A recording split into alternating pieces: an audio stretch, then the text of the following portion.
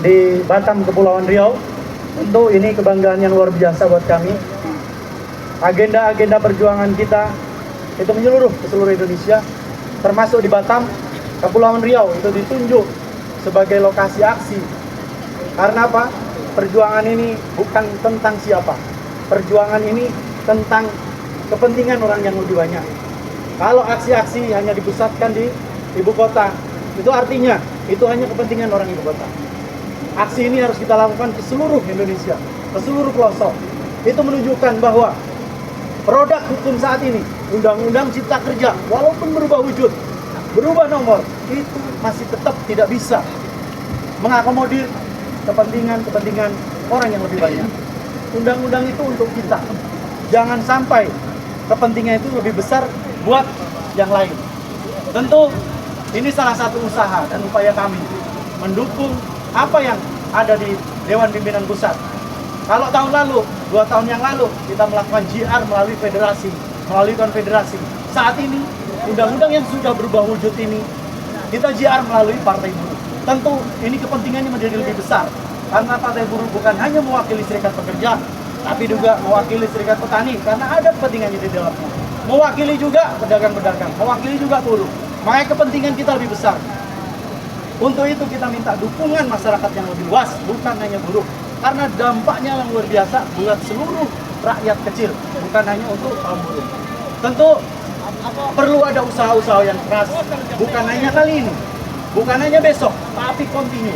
Perjuangan itu bukan seberapa besar masa aksi yang datang, tapi seberapa konsisten dan istiqomah kita menjalani perjuangan-perjuangan ini sampai dengan hasil itu ada.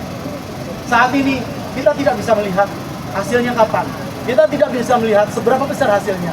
Saat ini fokus kita berjuang sekuat tenaga sampai dengan titik darah penghabisan. Itu yang kita warisi dari nenek-nenek moyang kita. Dan yang kedua, untuk isu-isu yang di Batam, tentu kita malu. Mayoritas pekerja penyumbang PAD terbesar. Hampir tidak ada perhatiannya di kita. Bahkan semua perda itu ada terwakili. Perda kemudahan pengusaha, perda yang lain ada, tapi perda tentang tenaga kerjaan tidak ada. Perda tentang K3 mana? Perda tentang upah mana? Jangan pernah alergi masalah upah. Kalau yang diwakili itu rakyat-rakyat yang masih butuh upah.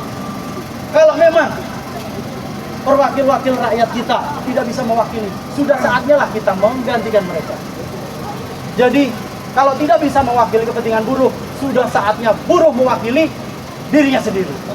Itu yang paling penting.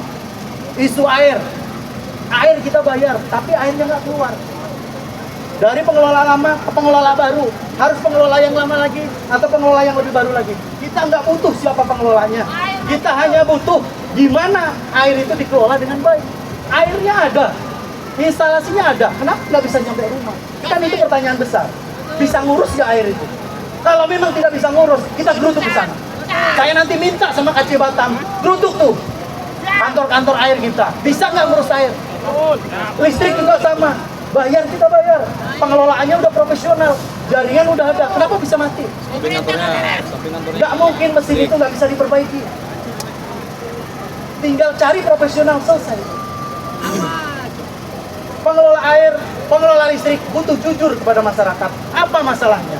Biar kita bantu solusi. Bukan hanya kita menerima kabar pemberitahuan putus.